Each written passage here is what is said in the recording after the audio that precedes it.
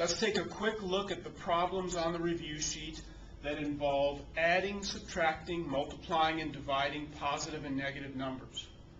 Remember, when we're adding and subtracting the positive and negative numbers, we want to think about having and owing money. So here, with this addition problem, this negative means we owe $15 and we owe $9. Well, if we owe $15 and we owe $9 more, we owe a total of $24. So owing $24 would be expressed as negative 24. So negative 15 plus negative 9 equals negative 24. Here's another addition. So I think having and owing money. I owe $12 and I have $5. Well, if I owe $12 and I have $5, I could take the $5 I have, pay off that much on what I owe, and I would still owe $7. So owing $7 would be negative 7. So negative 12 plus 5 is negative 7. I owe 12 and I have 5. That's the same as owing 7. Here I owe 6 and I owe 8 more. That's how we want to think about subtraction. You owe more. You owe 6 and you owe 8 more. So you owe a total of 14. That's negative 14. Owe 6, owe 8 more. Or someone came and tried to take away 8 more, if you want to think of the old take away as a subtraction sign. If you owe 6 already and they come to take away 8, all you can do is owe them 8 more. You don't have any money to give them. So you owe a total of 14. Here, this is the oddball that we struggle with most often of any of the addition and subtraction problems. Here, we're taking away a debt of 10. We're taking away owing 10.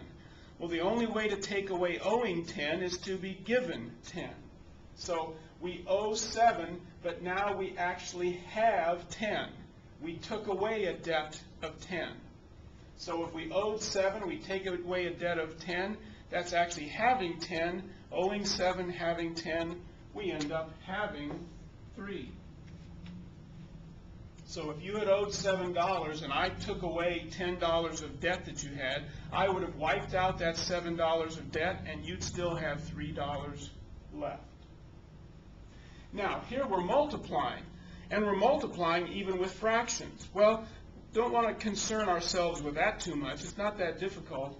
We think first in terms of the signs. A negative times a negative gives us a positive. Remember, when we're multiplying and dividing, if the signs are the same, the answer is positive. If the signs are different, the answer is negative. So a negative times a negative we know is going to give us a positive answer, and then we just perform the multiplication with the fractions. 2 will divide into 2 one time. 2 divides into 20 10 times. 3 will divide into 3 one time. 3 divides into 9 3 times. A negative times a negative is a positive. Our answer is 3/10.